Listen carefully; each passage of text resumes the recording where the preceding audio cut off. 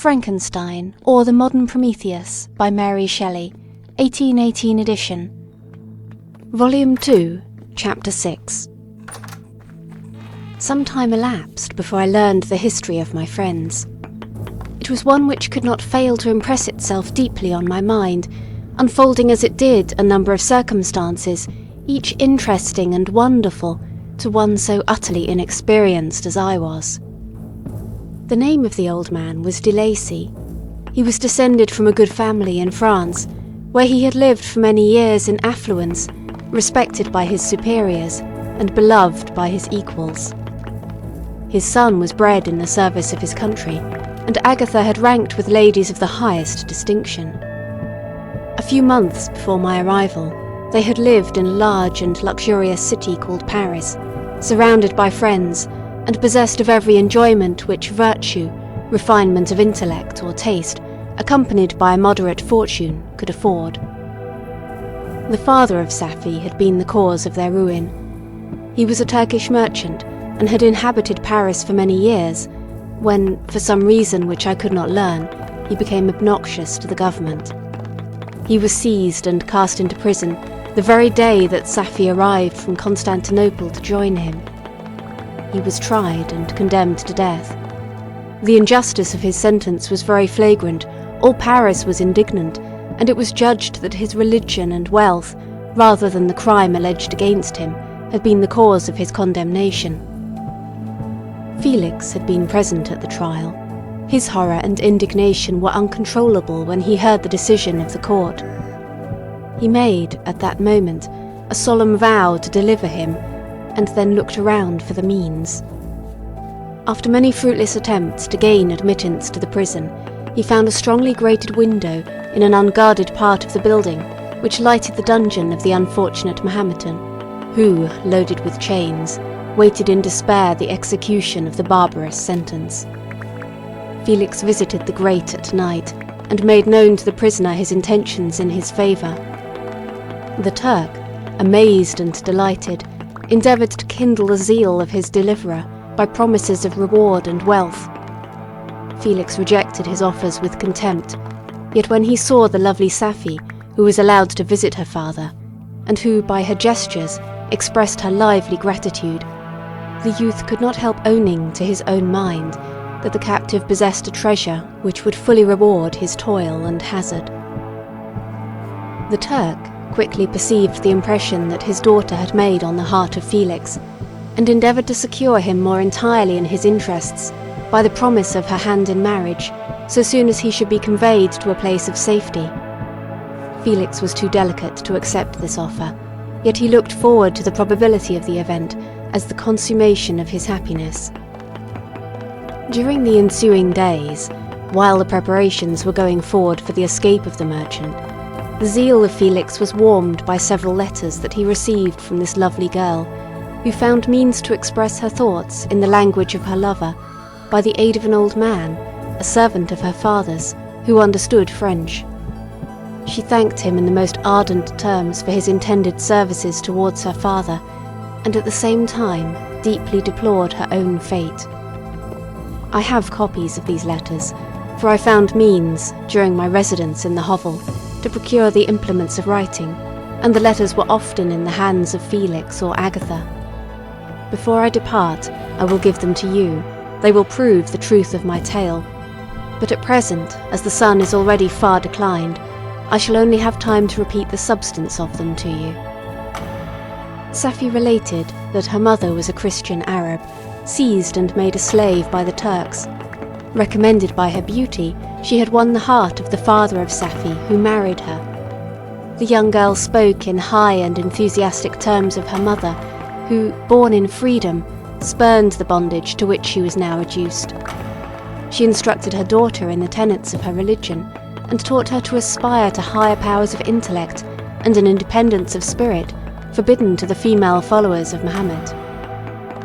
This lady died, but her lessons were indelibly impressed on the mind of Safie, who, sickened at the prospect of again returning to Asia, and being immured within the walls of a harem, allowed only to occupy herself with puerile amusements, ill-suited to the temper of her soul, now accustomed to grand ideas and a noble emulation for virtue.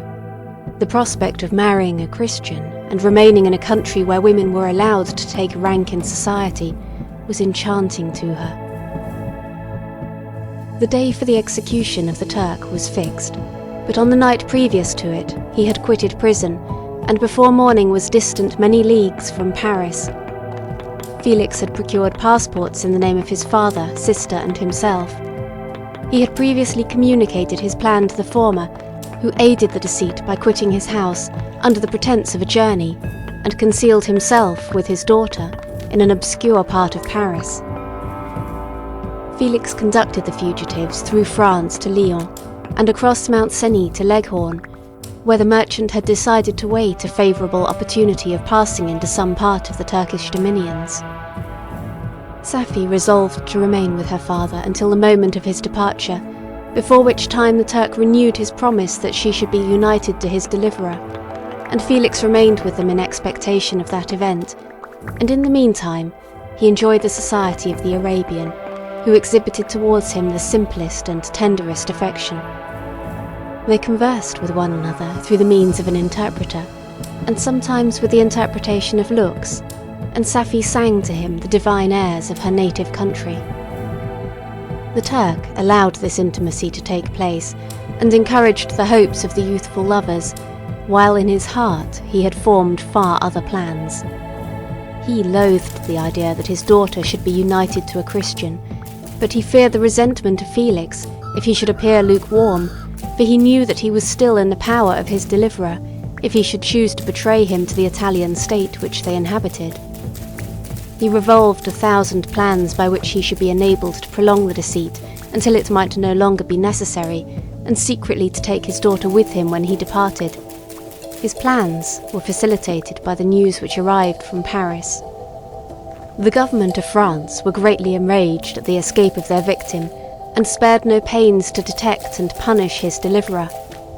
The plot of Felix was quickly discovered, and De Lacy and Agatha were thrown into prison. The news reached Felix and roused him from his dream of pleasure. His blind and aged father and his gentle sister lay in a noisome dungeon, while he enjoyed the free air and the society of her whom he loved. This idea was torture to him. He quickly arranged with the Turk that if the latter should find a favourable opportunity for escape before Felix could return to Italy, Safi should remain as a boarder at a convent at Leghorn, and then, quitting the lovely Arabian, he hastened to Paris and delivered himself up to the vengeance of the law, hoping to free De Lacy and Agatha by this proceeding. He did not succeed. They remained confined for 5 months before the trial took place, the result of which deprived them of their fortune and condemned them to a perpetual exile from their native country. They found a miserable asylum in the cottage in Germany where I discovered them. Felix soon learned that the treacherous Turk, for whom he and his family endured such unheard-of oppression, on discovering that his deliverer was thus reduced to poverty and impotence, became a traitor to good feeling and honour, and had quitted Italy with his daughter, insultingly sending Felix a pittance of money to aid him, as he said, in some plan of future maintenance. Such were the events that preyed on the heart of Felix, and rendered him, when I first saw him, the most miserable of his family. He could have endured poverty, and when this distress had been the meed of his virtue, he would have gloried in it, but the ingratitude of the Turk and the loss of his beloved Safi were misfortunes more bitter and irreparable. The arrival of the Arabian now infused new life into his soul. When the news reached Leghorn that Felix was deprived of his wealth and rank, the merchant commanded his daughter to think no more of her lover, but to prepare to return to her native country. The generous nature of Safi was outraged by this command. She attempted to expostulate with her father, but he left her angrily, reiterating his tyrannical mandate. A few days after, the Turk entered his daughter's apartment and told her hastily that he had reason to believe that his residence at Leghorn had been divulged, and that he should speedily be delivered up to the French government. He had, consequently, hired a vessel to convey him to Constantinople, for which city he should sail in a few hours, he intended to leave his daughter under the care of a confidential servant, to follow at her leisure with the greater part of his property, which had not yet arrived at Leghorn. When alone, Safie resolved in her own mind the plan of conduct that it would become her to pursue in this emergency. A residence in Turkey was abhorrent to her. Her religion and her feelings were alike adverse to it. By some papers of her father, which fell into her hands, she heard of the exile of her lover, and learnt the name of the spot where he then resided. She hesitated some time, but at length she formed her determination. Taking with her some jewels that belonged to her, and a sum of money, she quitted Italy with an attendant, a native of Leghorn, but who understood the common language of Turkey, and departed for Germany. She arrived in safety at a town about 20 leagues from the cottage of de Lacy, when her attendant fell dangerously ill. Safie nursed her with the most devoted affection, but the poor girl died, and the Arabian was left alone, unacquainted with the language of the country and utterly ignorant of the customs of the world. She fell, however, into good hands. The Italian had mentioned the name of the spot for which they were bound, and after her death, the woman of the house in which they had lived took care that Safie should arrive in safety at the cottage of her lover. Vol.2 Ch.7. Such was the history of my beloved cottagers. It impressed me deeply. I learned from the views of social life which it developed to admire their virtues and to deprecate the vices of mankind. As yet I looked upon crime as a distant evil. Benevolence and generosity were ever present before me, inciting within me a desire to become an actor in the busy scene where so many admirable qualities were called forth and displayed. But, in giving an account of the progress of my intellect, I must not omit a circumstance which occurred in the beginning of the month of August of the same year. One night, during my accustomed visit to the neighbouring wood, where I collected my own food and brought home firing for my protectors, I found on the ground a leathern portmanteau containing several articles of dress and some books. I eagerly seized the prize and returned with it to my hovel. Fortunately, the books were written in the language, the elements of which I had acquired at the cottage. They consisted of Paradise Lost, a volume of Plutarch's Lives, and the Sorrows of Werther. The possession of these treasures gave me extreme delight. I now continually studied and exercised my mind upon these histories, while my friends were employed in their ordinary occupations. I can hardly describe to you the effect of these books. They produced in me an infinity of new images and feelings that sometimes raised me to ecstasy, but more frequently sunk me into the lowest dejection. In the Sorrows of Werther, besides the interest of its simple and affecting story, so many opinions are canvassed, and so many lights thrown upon what had hitherto been to me obscure subjects, that I found in it a never-ending source of speculation and astonishment. The gentle and domestic manners it described, combined with lofty sentiments and feelings, which had for their object something out of self, accorded well with my experience among my protectors, and with the wants which were forever alive in my own bosom. But I thought Werther himself a more divine being than I had ever beheld or imagined. His character contained no pretension, but it sunk deep. The disquisitions upon death and suicide were calculated to fill me with wonder. I did not pretend to enter into the merits of the case, yet I inclined towards the opinions of the hero, whose extinction I wept, without precisely understanding it. As I read, however, I applied much personally to my own feelings and condition. I found myself similar, yet at the same time strangely unlike, to the beings concerning whom I read, and to whose conversation I was a listener. I sympathized with and partly understood them, but I was unformed in mind. I was dependent on none, and related to none. The path of my departure was free, and there was none to lament my annihilation. My person was hideous, and my stature gigantic. What did this mean? Who was I? What was I? Whence did I come? What was my destination? These questions continually recurred, but I was unable to solve them. The volume of Plutarch's Lives which I possessed contained the histories of the first founders of the ancient republics. This book had a far different effect upon me from the Sorrows of Werther. I learned from Werther's imaginations, despondency and gloom, but Plutarch taught me high thoughts. He elevated me above the wretched sphere of my own reflections to admire and love the heroes of past ages. Many things I read surpassed my understanding and experience. I had a very confused knowledge of kingdoms, wide extents of country, mighty rivers and boundless seas. But I was perfectly unacquainted with towns and large assemblages of men. The cottage of my protectors had been the only school in which I had studied human nature, but this book developed new and mightier scenes of action. I read of men concerned in public affairs, governing or massacring their species. I felt the greatest ardour for virtue rise within me, and abhorrence for vice, as far as I understood the signification of those terms, relative as they were, as I applied them, to pleasure and pain alone. Induced by these feelings, I was of course led to admire peaceable lawgivers, Numa, Solon and Lycurgus, in preference to Romulus and Theseus. The patriarchal lives of my protectors caused these impressions to take a firm hold on my mind.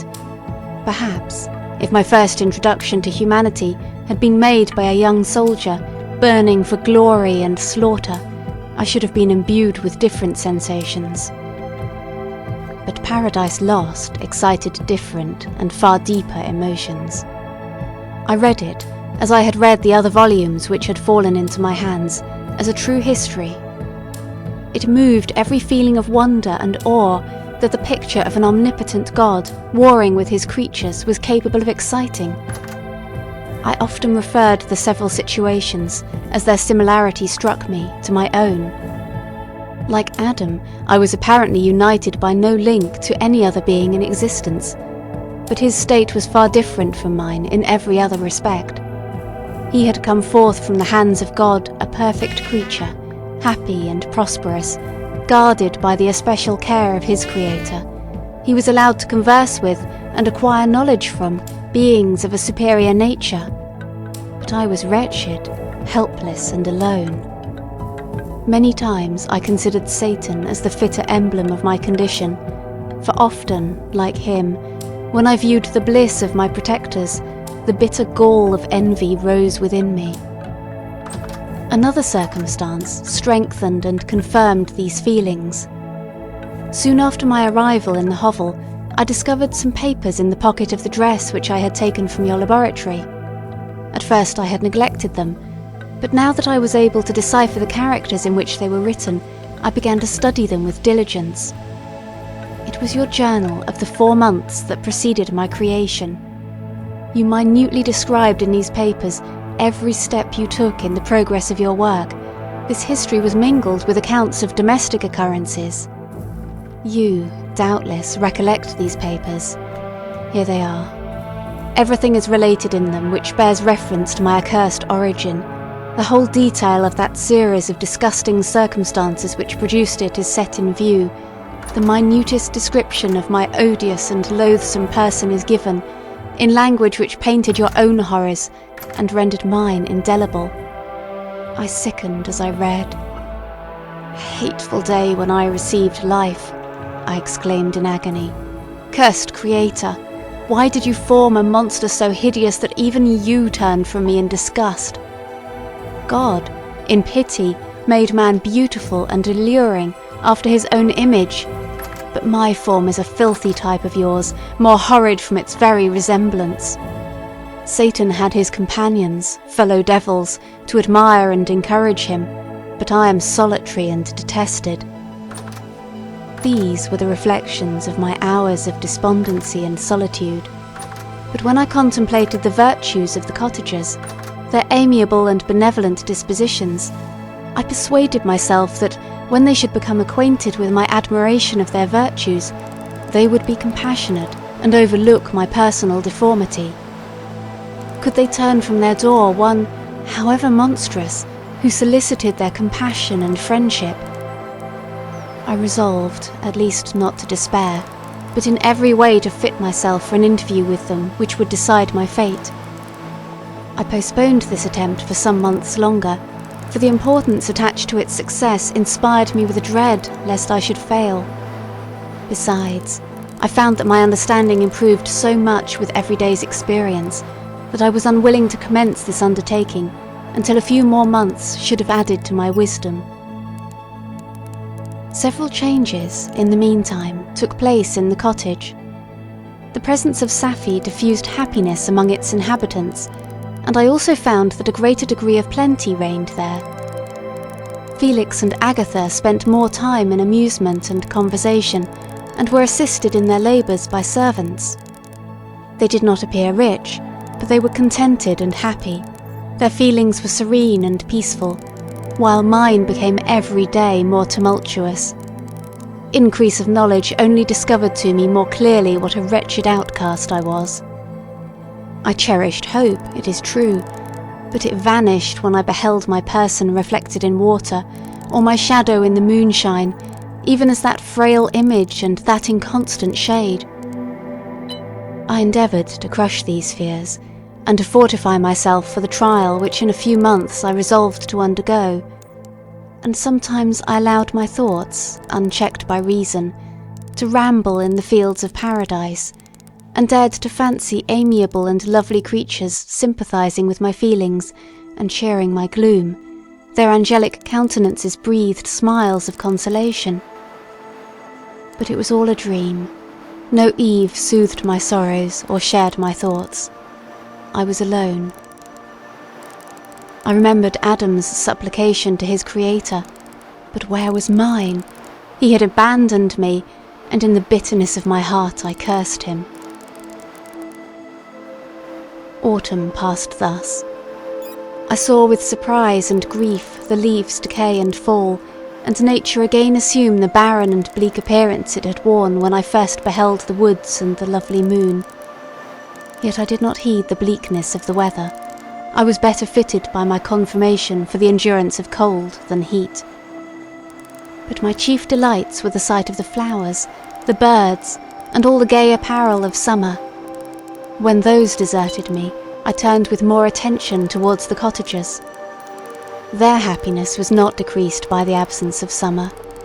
They loved and sympathized with one another, and their joys, depending on each other, were not interrupted by the casualties that took place around them. The more I saw of them, the greater became my desire to claim their protection and kindness. My heart yearned to be known and loved by these amiable creatures.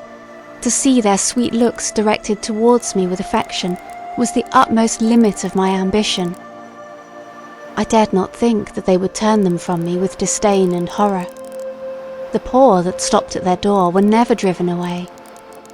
I asked, it is true, for greater treasures than a little food or rest.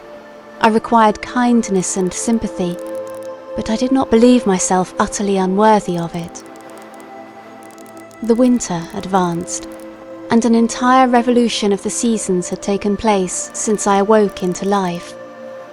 My attention, at this time, was solely directed towards my plan of introducing myself into the cottage of my protectors. I revolved many projects, but that on which I finally fixed was to enter the dwelling when the blind old man should be alone. I had sagacity enough to discover that the unnatural hideousness of my person was the chief object of horror with those who had formerly beheld me. My voice, although harsh, had nothing terrible in it. I thought, therefore, that if, in the absence of his children, I could gain the goodwill and mediation of the old De Lacy, I might, by his means, be tolerated by my younger protectors. One day, when the sun shone on the red leaves that strewed the ground and diffused cheerfulness, although it denied warmth, Safi, Agatha, and Felix departed on a long country walk, and the old man, at his own leisure, was left alone in the cottage. When his children had departed, he took up his guitar and played several mournful but sweet airs, more sweet and mournful than I had ever heard him play before. first his countenance was illuminated with pleasure, but as he continued, thoughtfulness and sadness succeeded. At length, laying aside the instrument, he sat absorbed in reflection. My heart beat quick. This was the hour and moment of trial which would decide my hopes or realize my fears. The servants were gone to a neighbouring fair. All was silent in and around the cottage. It was an excellent opportunity. Yet, when I proceeded to execute my plan, my limbs failed me and I sank to the ground. Again I rose, and exerting all the firmness of which I was master, removed the planks which I had placed before my hovel to conceal my retreat. The fresh air revived me, and with renewed determination I approached the door of their cottage. I knocked. "Who is there?" said the old man. "Come in." I entered. "Pardon this intrusion," said I. "I am a traveller in want of a little rest. You would greatly oblige me if you would allow me to remain a few minutes before the fire." "Enter," said de Lacy, "and I will try to relieve your wants, but unfortunately my children are from home, and as I am blind, I am afraid I shall find it difficult to procure food for you." "Do not trouble yourself, my kind host. I have food. It is warmth and rest only that I need." I sat down, and a silence ensued. I knew that every minute was precious to me, yet I remained irresolute in what manner to commence the interview, when the old man addressed me. "By your language, stranger, I suppose you are my countryman. Are you French?" "No, but I was educated by a French family, and understand that language only. I am now going to claim the protection of some friends, whom I sincerely love, and of whose favour I have some hopes." "Are they Germans?" "No, they are French, but let us change the subject. I am an unfortunate and deserted creature. I look around and I have no relation or friend upon earth. These amiable people to whom I go have never seen me, and know little of me. I am full of fears, for if I fail there, I am an outcast in the world forever." "Do not despair. To be friendless is indeed to be unfortunate, but the hearts of men, when unprejudiced by any obvious self-interest, are full of brotherly love and charity. Rely, therefore, on your hopes, and if these friends are good and amiable, do not despair." "They are kind. They are the most excellent creatures in the world, but unfortunately they are prejudiced against me. I have good dispositions. My life has been hitherto harmless, and in some degree beneficial, but a fatal prejudice clouds their eyes, and where they ought to see a feeling and kind friend, they behold only a detestable monster." "That is indeed unfortunate, but if you are really blameless, can you not undeceive them?" "I am about to undertake that task, and it is on that account that I feel so many overwhelming terrors. I dearly love these friends. I have, unknown to them, been for many months in the habits of daily kindness towards them, but they believe that I wish to injure them, and it is that prejudice which I wish to overcome." "Where do these friends reside?" "Near this spot." The old man paused, and then continued. "If you will unreservedly confide to me the particulars of your tale, I perhaps may be of use in undeceiving them. I am blind, and cannot judge of your countenance, but there is something in your words which persuades me that you are sincere. I am poor and an exile, but it will afford me true pleasure to be in any way serviceable to a human creature." "Excellent man, I thank you and accept your generous offer. You raise me from the dust by this kindness, and I trust that, by your aid, I shall not be driven from the society and sympathy of your fellow creatures." "Heaven forbid, even if you were really criminal, for that can only drive you to desperation, and not instigate you to virtue. I also am unfortunate. I and my family have been condemned, although innocent. Judge, therefore, if I do not feel for your misfortunes." "How can I thank you, my best and only benefactor? From your lips first have I heard the voice of kindness directed towards me. I shall be forever grateful, and your present humanity assures me of success with those friends whom I am on the point of meeting. may I know the names and residence of those friends? I paused. This, I thought, was the moment of decision, which was to rob me of or bestow happiness on me forever. I struggled vainly for firmness sufficient to answer him, but the effort destroyed all my remaining strength. I sank on the chair and sobbed aloud. At that moment I heard the steps of my younger protectors. I had not a moment to lose, but seizing the hand of the old man, I cried, "Now is the time. Save and protect me. You and your family are the friends whom I seek. Do not you desert me in the hour of trial." "Great God!" exclaimed the old man. "Who are you?"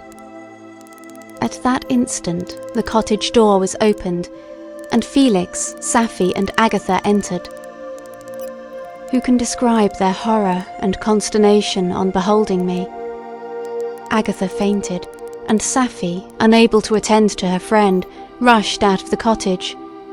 Felix darted forward, and with supernatural force tore me from his father, to whose knees I clung. In a transport of fury he dashed me to the ground and struck me violently with a stick. I could have torn him limb from limb, as a lion rends the antelope. But my heart sunk within me as with bitter sickness, and I refrained. I saw him on the point of repeating his blow, when, overcome by pain and anguish, I quitted the cottage, and in the general tumult escaped unperceived to my hovel. Vol.2 Ch.8. Cursed Creator! Why did I live? Why, in that instant, did I not extinguish the spark of existence which you had so wantonly bestowed? I know not. Despair had not yet taken possession of me. My feelings were those of rage and revenge. I could with pleasure have destroyed the cottage and its inhabitants, and have glutted myself with their shrieks and misery. When night came, I quitted my retreat, and wandered in the wood, and now, no longer restrained by the fear of discovery, I gave vent to my anguish in fearful howlings. I was like a wild beast that had broken the toils, destroying the objects that obstructed me, and ranging through the wood with a stag-like swiftness. Oh, what a miserable night I passed! The cold stars shone in mockery, and the bare trees waved their branches above me. Now and then the sweet voice of a bird burst forth amidst the universal stillness. All, save I, were at rest or in enjoyment. I, like the arch-fiend, bore a hell within me, and finding myself unsympathized with, wished to tear up the trees, spread havoc and destruction around me, and then to have sat down and enjoyed the ruin. But this was a luxury of sensation that could not endure. I became fatigued with excess of bodily exertion, and sank on the damp grass in the sick impotence of despair.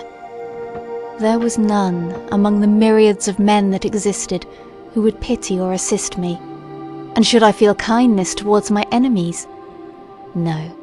From that moment I declared everlasting war against the species, and more than all, against him who had formed me and sent me forth to this insupportable misery. The sun rose. I heard the voices of men, and knew that it was impossible to return to my retreat during that day. Accordingly, I hid myself in some thick underwood, determining to devote the ensuing hours to reflection on my situation. The pleasant sunshine and the pure air of day restored me to some degree of tranquillity, and when I considered what had passed at the cottage, I could not help believing that I had been too hasty in my conclusions. I had certainly acted imprudently. It was apparent that my conversation had interested the father in my behalf, and I was a fool in having exposed my person to the horror of his children. I ought to have familiarized the older Lacey to me, and by degrees to have discovered myself to the rest of his family, when they should have been prepared for my approach. But I did not believe my errors to be irretrievable, and, after much consideration, I resolved to return to the cottage, seek the old man, and by my representations win him to my party. These thoughts calmed me, and in the afternoon I sank into a profound sleep. But the fever of my blood did not allow me to be visited by peaceful dreams. The horrible scene of the preceding day was forever acting before my eyes. The females were flying, and the enraged Felix tearing me from his father's feet. I awoke exhausted, and finding that it was already night, I crept forth from my hiding place and went in search of food. When my hunger was appeased, I directed my steps towards the well-known path that conducted to the cottage. All there was at peace. I crept into my hovel and remained in silent expectation of the accustomed hour when the family arose. That hour passed. The sun mounted high in the heavens, but the cottagers did not appear. I trembled violently, apprehending some dreadful misfortune. The inside of the cottage was dark, and I heard no motion. I cannot describe the agony of this suspense. Presently, 2 countrymen passed by, but pausing near the cottage, they entered into conversation, using violent gesticulations, but I did not understand what they said, as they spoke the language of the country, which differed from that of my protectors. Soon after, however, Felix approached with another man. I was surprised, as I knew that he had not quitted the cottage that morning, and waited anxiously to discover from his discourse the meaning of these unusual appearances. "Do you consider," said his companion to him, "that you will be obliged to pay 3 months' rent, and to lose the produce of your garden? I do not wish to take any unfair advantage, and I beg therefore that you will take some days to consider of your determination." "It is utterly useless," replied Felix. "We can never again inhabit your cottage. The life of my father is in the greatest danger, owing to the dreadful circumstance that I have related. My wife and my sister will never recover their horror. I entreat you not to reason with me any more. Take possession of your tenement, and let me fly from this place." Felix trembled violently as he said this. He and his companion entered the cottage, in which they remained for a few minutes, and then departed. I never saw any of the family of de Lacy more. I continued for the remainder of the day in my hovel, in a state of utter and stupid despair. My protectors had departed, and had broken the only link that held me to the world. For the first time the feelings of revenge and hatred filled my bosom, and I did not strive to control them, but allowing myself to be borne away by the stream, I bent my mind towards injury and death. When I thought of my friends, of the mild voice of de Lacy, the gentle eyes of Agatha, and the exquisite beauty of the Arabian, these thoughts vanished, and a gush of tears somewhat soothed me. But again, when I reflected that they had spurned and deserted me, anger returned, a rage of anger, and, unable to injure anything human, I turned my fury towards inanimate objects. As night advanced, I placed a variety of combustibles around the cottage, and after having destroyed every vestige of cultivation in the garden, I waited with forced impatience until the moon had sunk to commence my operations. As the night advanced, a fierce wind arose from the woods, and quickly dispersed the clouds that had loitered in the heavens. The blast tore along like a mighty avalanche, and produced a kind of insanity in my spirits that burst all bounds of reason and reflection. I lighted the dry branch of a tree, and danced with fury around the devoted cottage, my eyes still fixed on the western horizon, the edge of which the moon nearly touched. A part of its orb was at length hid, and I waved my brand. It sunk, and with a loud scream I fired the straw, and heath, and bushes which I had collected. The wind fanned the fire, and the cottage was quickly enveloped by the flames, which clung to it and licked it with their forked and destroying tongues. As soon as I was convinced that no assistance could save any part of the habitation, I quitted the scene, and sought for refuge in the woods. And now, with the world before me, whither should I bend my steps? I resolved to fly far from the scene of my misfortunes, but to me, hated and despised, every country must be equally horrible. At length, the thought of you crossed my mind. I learned from your papers that you were my father, my creator. and to whom could I apply with more fitness than to him who had given me life? Among the lessons that Felix had bestowed upon Safie, geography had not been omitted. I had learned from these the relative situations of the different countries of the earth. You had mentioned Geneva as the name of your native town, and towards this place I resolved to proceed.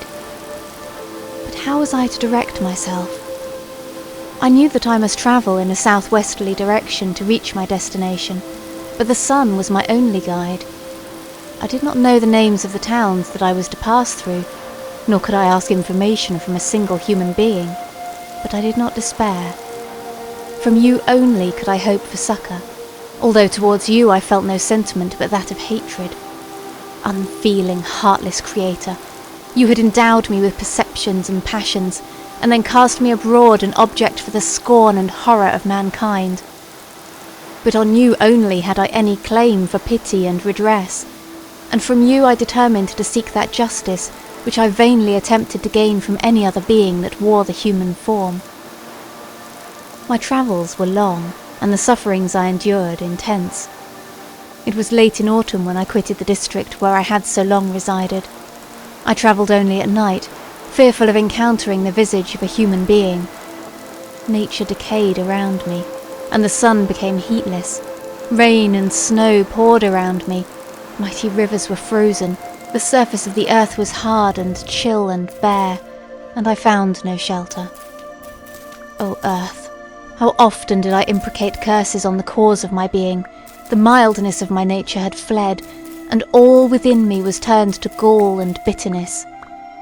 The nearer I approached to your habitation, the more deeply did I feel the spirit of revenge enkindled in my heart. Snow fell, and the waters were hardened, but I rested not. A few incidents now and then directed me, and I possessed a map of the country, but I often wandered wide from my path. The agony of my feelings allowed me no respite. No incident occurred from which my rage and misery could not extract its food, but a circumstance that happened when I arrived on the confines of Switzerland, when the sun had recovered its warmth and the earth again began to look green, confirmed in an especial manner the bitterness and horror of my feelings. I generally rested during the day, and travelled only when I was secured by night from the view of man. One morning, however, finding that my path lay through a deep wood, I ventured to continue my journey after the sun had risen. The day, which was one of the first of spring, cheered even me by the loveliness of its sunshine and the balminess of the air. I felt emotions of gentleness and pleasure that had long appeared dead revive within me. Half surprised by the novelty of these sensations, I allowed myself to be borne away by them, and, forgetting my solitude and deformity, dared to be happy. Soft tears again bedewed my cheeks, and I even raised my humid eyes with thankfulness towards the blessed sun which bestowed such joy upon me. I continued to wind among the paths of the wood until I came to its boundary, which was skirted by a deep and rapid river, into which many of the trees bent their branches, now budding with the fresh spring. Here I paused, not exactly knowing what path to pursue, when I heard the sound of voices that induced me to conceal myself under the shade of a cypress. I was scarcely hid, when a young girl came running towards the spot where I was concealed, laughing, as if she ran from someone in sport. She continued her course along the precipitous sides of the river, when suddenly her foot slipped, and she fell into the rapid stream. I rushed from my hiding place, and with extreme labour, from the force of the current, saved her and dragged her to shore. She was senseless, and I endeavoured by every means in my power to restore animation, when I was suddenly interrupted by the approach of a rustic, who was probably the person from whom she had playfully fled. On seeing me, he darted towards me, and tearing the girl from my arms, hastened towards the deeper parts of the wood. I followed speedily, hardly knew why, but when the man saw me draw near, he aimed a gun which he carried at my body and fired. I sunk to the ground, and my injurer, with increased swiftness, escaped into the wood. This was then the reward of my benevolence. I had saved a human being from destruction, and as a recompense, I now writhed under the miserable pain of a wound which shattered the flesh and bone. The feelings of kindness and gentleness which I had entertained but a few moments before gave place to hellish rage and gnashing of teeth. Inflamed by pain, I vowed eternal hatred and vengeance to all mankind. But the agony of my wound overcame me. My pulses paused, and I fainted. For some weeks, I led a miserable life in the woods, endeavouring to cure the wound which I had received. The ball had entered my shoulder, and I knew not whether it had remained there or passed through. At any rate, I had no means of extracting it. My sufferings were augmented also by the oppressive sense of the injustice and ingratitude of their infliction. My daily vows rose for revenge, a deep and deadly revenge, such as would alone compensate for the outrages and anguish I had endured. After some weeks, my wound healed, and I continued my journey. The labours I endured were no longer to be alleviated by the bright sun or gentle breezes of spring. All joy was but a mockery, which insulted my desolate state and made me feel more painfully that I was not made for the enjoyment of pleasure. But my toils now drew near a close, and 2 months from this time I reached the environs of Geneva. It was evening when I arrived, and I retired to a hiding place among the fields that surround it, to meditate in what manner I should apply to you. I was oppressed by fatigue and hunger, and far too unhappy to enjoy the gentle breezes of evening, or the prospect of the sun setting behind the stupendous mountains of Jura. At this time, a slight sleep relieved me from the pain of reflection, which was disturbed by the approach of a beautiful child, who came running into the recess I had chosen with all the sportiveness of infancy. Suddenly, as I gazed on him, an idea seized me that this little creature was unprejudiced and had lived too short a time to have imbibed a horror of deformity. If, therefore, I could seize him and educate him as my companion and friend, I should not be so desolate in this peopled earth. Urged by this impulse, I seized on the boy as he passed and drew him towards me. As soon as he beheld my form, he placed his hands before his eyes and uttered a shrill scream. I drew his hand forcibly from his face and said, "Child, what is the meaning of this? I do not intend to hurt you. Listen to me." He struggled violently. "Let me go," he cried. "Monster, ugly wretch, you wish to eat me and tear me to pieces. You are an ogre. Let me go, or I will tell my papa." "Boy, you will never see your father again. You must come with me." "Hideous monster, let me go. My papa is a syndic. He is Monsieur Frankenstein. He would punish you. You dare not keep me." "Frankenstein, you belong then to my enemy. To him towards I have sworn eternal revenge. You shall be my first victim." The child still struggled, and loaded me with epithets which carried despair to my heart. I grasped his throat to silence him, and in a moment he lay dead at my feet. I gazed on my victim, and my heart swelled with exultation and hellish triumph. Clapping my hands, I exclaimed, "I too can create desolation. My enemy is not impregnable. This death will carry despair to him, and 1,000 other miseries shall torment and destroy him." As I fixed my eyes on the child, I saw something glittering on his breast. I took it. It was a portrait of a most lovely woman.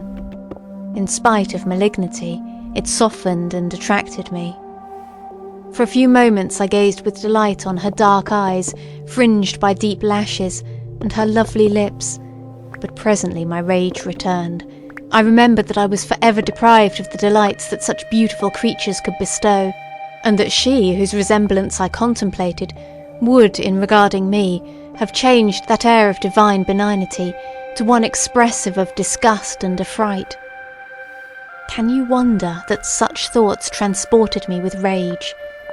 I only wonder that at that moment, instead of venting my sensations in exclamations and agony, I did not rush among mankind and perish in the attempt to destroy them.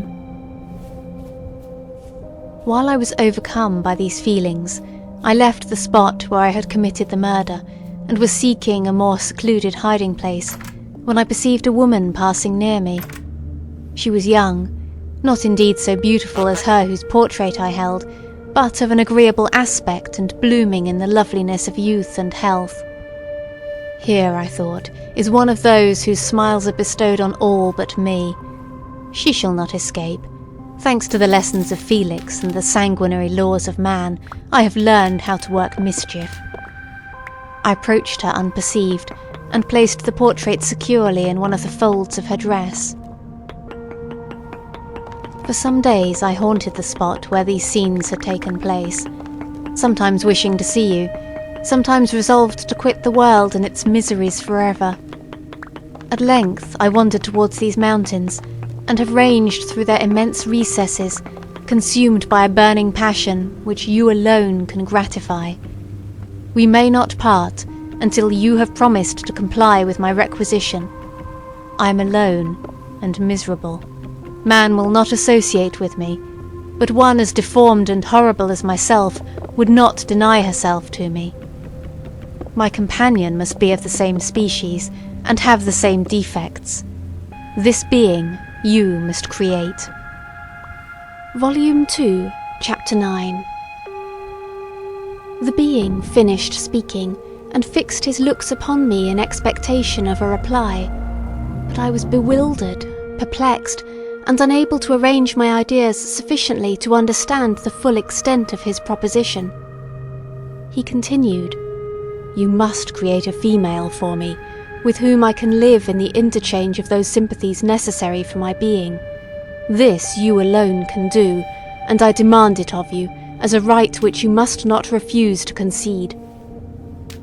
The latter part of his tale had kindled anew in me the anger that had died away while he narrated his peaceful life among the cottagers, and as he said this, I could no longer suppress the rage that burned within me. "I do refuse it," I replied, "and no torture shall ever extort a consent from me. You may render me the most miserable of men, but you shall never make me base in my own eyes. Shall I create another like yourself, whose joint wickedness might desolate the world? Begone! I have answered you. You may torture me, but I will never consent." "You are in the wrong," replied the fiend, "and, instead of threatening, I am content to reason with you. I am malicious because I am miserable. Am I not shunned and hated by all mankind? You, my creator, would tear me to pieces and triumph. Remember that, and tell me why I should pity man more than he pities me. You would not call it murder if you could precipitate me into one of those ice rifts and destroy my frame, the work of your own hands. Shall I respect man when he condemns me? Let him live with me in the interchange of kindness, and instead of injury I would bestow every benefit upon him with tears of gratitude at his acceptance. But that cannot be. The human senses are insurmountable barriers to our union. Yet mine shall not be the submission of abject slavery. I will revenge my injuries. If I cannot inspire love, I will cause fear, and chiefly towards you, my arch-enemy, because, my creator, do I swear inextinguishable hatred. Have a care, I will work at your destruction, nor finish until I desolate your heart, so that you curse the hour of your birth." A fiendish rage animated him as he said this. His face was wrinkled into contortions too horrible for human eyes to behold, but presently he calmed himself and proceeded. "I intended to reason. This passion is detrimental to me, for you do not reflect that you are the cause of its excess. If any being felt emotions of benevolence towards me, should return them 100 and 100-fold, for that one creature's sake I would make peace with the whole kind. But I now indulge in dreams of bliss that cannot be realized. What I ask of is reasonable and moderate. I demand a creature of another sex, but as hideous as myself. The gratification is small, but it is all that I can receive, and it shall content me. It is true we shall be monsters, cut off from all the world, but on that account we shall be more attached to one another. Our lives will not be happy, but they will be harmless and free from the misery I now feel. Oh, my Creator, make me happy. Let me feel gratitude towards you for one benefit. Let me see that I excite the sympathy of some existing thing. Do not deny me my request. I was moved.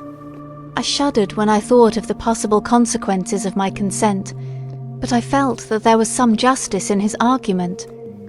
His tale, and the feelings he now expressed, proved him to be a creature of fine sensations, and did I not, as his maker, owe him all the portion of happiness that it was in my power to bestow?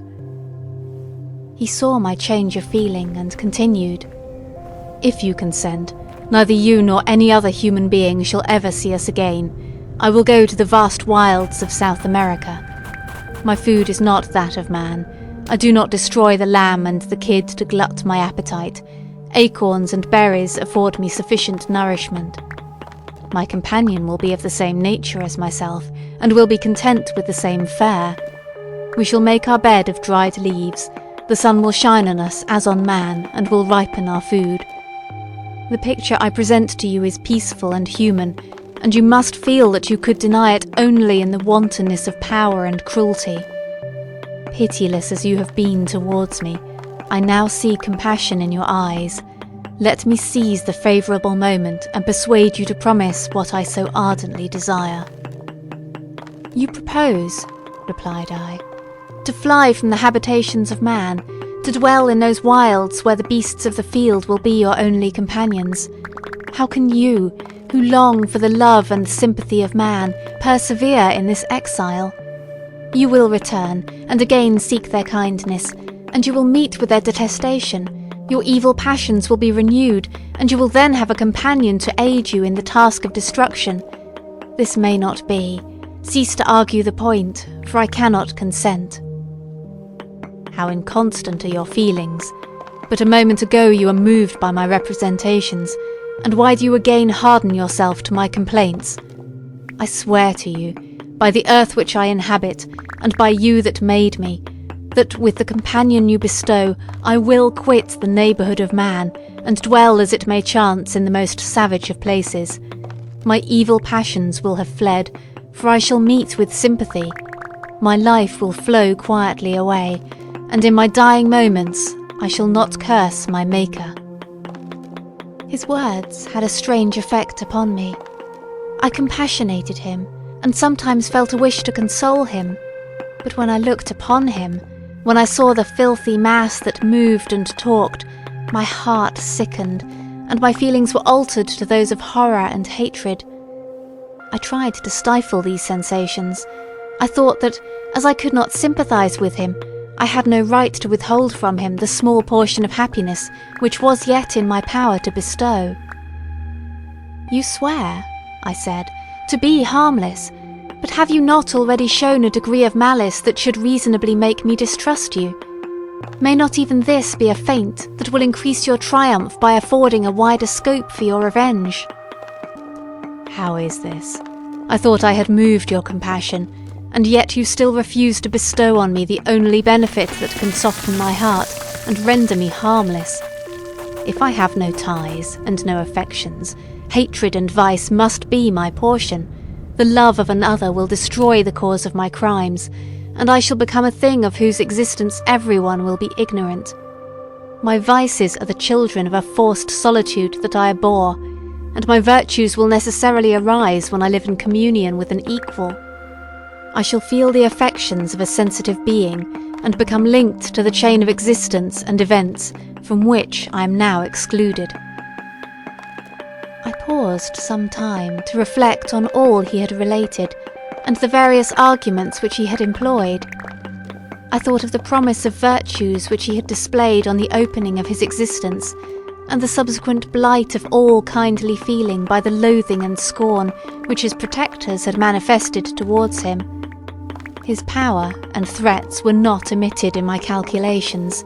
A creature who could exist in the ice caves of the glaciers, and hide himself from pursuit among the ridges of inaccessible precipices was a being possessing faculties it would be vain to cope with. After a long pause of reflection, I concluded that the justice due both to him and my fellow creatures demanded of me that I should comply with his request. Turning to him, therefore, I said, "I consent to your demand, on your solemn oath to quit Europe forever, and every other place in the neighbourhood of man, as soon as I shall deliver into your hands a female who will accompany you in your exile." "I swear," he cried, "by the sun and by the blue sky of heaven, that if you grant my prayer, while they exist you shall never behold me again. Depart to your home and commence your labours. I shall watch their progress with unutterable anxiety, and fear not but that when you are ready I shall appear." Saying this, he suddenly quitted me, fearful perhaps of any change in my sentiments. I saw him descend the mountain with greater speed than the flight of an eagle, and quickly lost among the undulations of the sea of ice. His tail had occupied the whole day, and the sun was upon the verge of the horizon when he departed. I knew that I ought to hasten my descent towards the valley, as I should soon be encompassed in darkness, but my heart was heavy and my steps slow. The labour of winding among the little paths of the mountains and fixing my feet firmly as I advanced perplexed me, occupied as I was by the emotions which the occurrences of the day had produced. Night was far advanced when I came to the halfway resting place and seated myself beside the fountain. The stars shone at intervals. As the clouds passed from over them, the dark pines rose before me, and every here and there a broken tree lay on the ground. It was a scene of wonderful solemnity, and stirred strange thoughts within me.